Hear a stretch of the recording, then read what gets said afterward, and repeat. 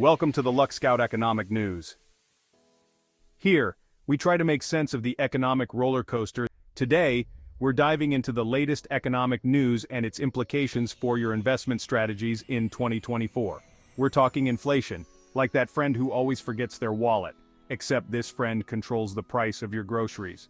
We'll also be unpacking the trade deficit, which is kind of like America's credit card statement after a late-night online shopping spree. And of course, we can't forget about oil prices, which are about as predictable as a toddler on a sugar rush. So, grab your financial helmets, and let's navigate the thrilling world of economic uncertainty together. Alright, let's kick things off with everyone's favorite central bank, the Federal Reserve, or as I like to call them, the economic puppet masters. Now, the Fed has been trying to tame inflation like a runaway llama on a trampoline. They've been raising interest rates, which is like trying to slow down the llama by making the trampoline smaller. The problem is inflation is proving to be about as stubborn as a mule wearing noise-canceling headphones. They want to cut rates to give the economy a little boost. But they're also worried about inflation roaring back with a vengeance. It's like trying to choose between cleaning up spilled coffee or answering the door when your in-laws are there unannounced. So what's the Fed going to do? Well, your guess is as good as mine. But one thing's for sure, their decision will have a ripple effect throughout the entire economy. Now let's talk about the elephant in the room, or should I say, the container ship full of cheap plastic goods in the harbor, the US trade deficit. You see, America loves to buy stuff, and I mean to buy stuff.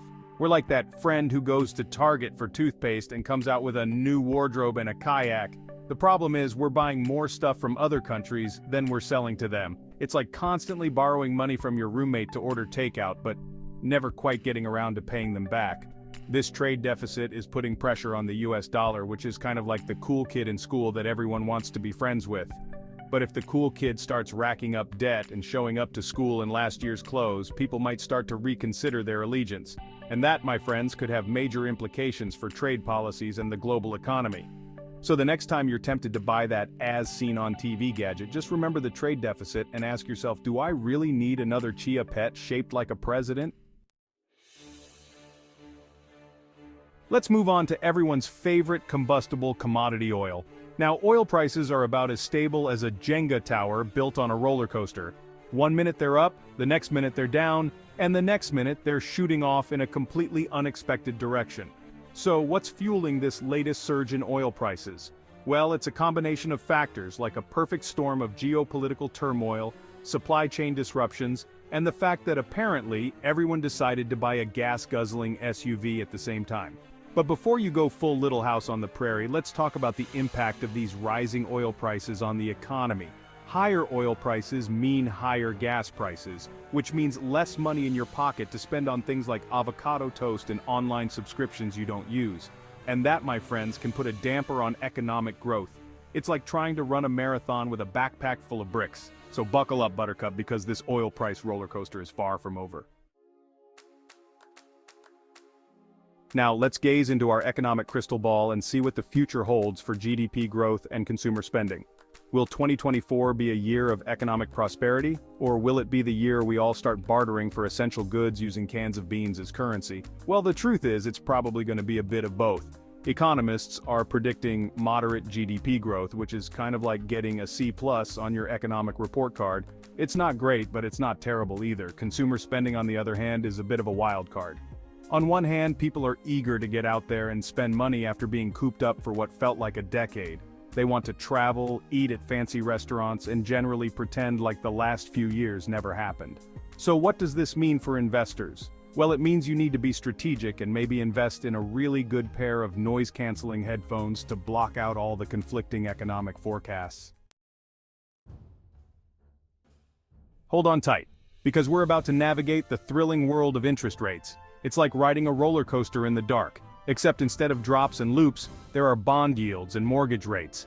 As we discussed earlier, the Federal Reserve is trying to find that sweet spot between taming inflation and not completely crushing the economy. It's like trying to parallel park a Hummer between two smart cars. It's not easy, and there's a good chance you're going to end up hitting something. So, how can investors protect themselves from whiplash in this volatile interest rate environment? Well, diversification is key. It's like that old saying goes, Don't put all your eggs in one basket.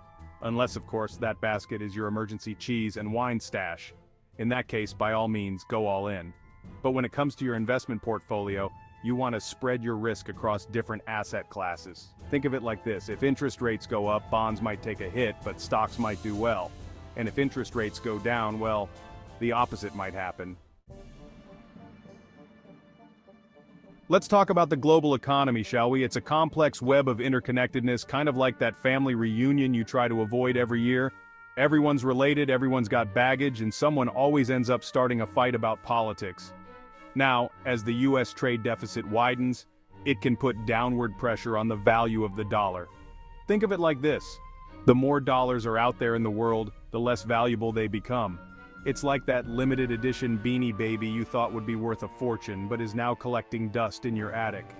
A weaker dollar can make US exports more attractive to other countries because, hey, who doesn't love a good sale?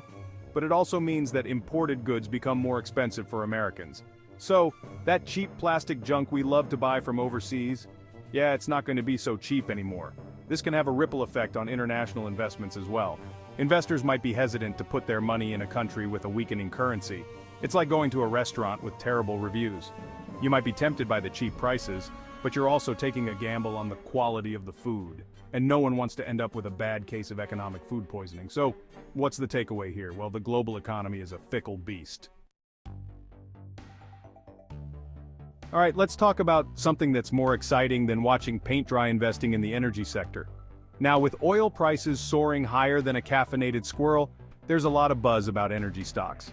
But before you go all in and bet your life savings on the next big oil discovery, let's take a closer look. Investing in the energy sector is not for the faint of heart. It's a volatile industry, kind of like dating a roller coaster enthusiast. There are going to be ups, there are going to be downs, and there are going to be moments where you question your sanity. But for those who are willing to stomach the risk, there could be significant rewards. Oil and gas companies are raking in record profits, and renewable energy companies are seeing a surge in demand. Now, I'm not saying you should go out and invest your entire life savings in energy stocks. Remember, diversification is key. Let's try to get inside the mind of the American consumer, shall we? It's a scary place filled with targeted ads, impulse buys, and an insatiable desire for the latest and greatest gadgets. But if we can decipher their spending habits, we might just unlock the key to profitable investment opportunities. So, what are consumers spending their hard-earned money on these days? Well, after years of lockdown and social distancing, people are craving experiences. Travel and entertainment are booming as people try to make up for lost time. It's like everyone collectively decided to embrace their inner YOLO. But it's not all about frivolous spending. Consumers are also investing in their homes and health. Home improvement stores are seeing record sales as people try to create their own personal sanctuaries. And fitness trackers, healthy meal delivery services, and anything that promises to boost your immune system are flying off the shelves. So, what does this mean for investors? Well, it means paying attention to companies that cater to these evolving consumer trends. Think travel and leisure, home improvement, health and wellness, and maybe even therapy services for those who are still recovering from the trauma of 2020. So there you have it, folks. We've covered everything from the Fed's interest rate dilemma to the trade deficit's impact on the dollar and the wild world of oil prices. We've also explored strategies for navigating interest rate volatility, investing in the energy sector, and understanding consumer spending trends. It's a lot to digest, I know.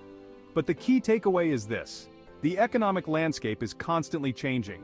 That's why it's crucial to stay informed, be adaptable, and maybe invest in a good financial advisor. Stay informed, stay smart, and as always, happy investing.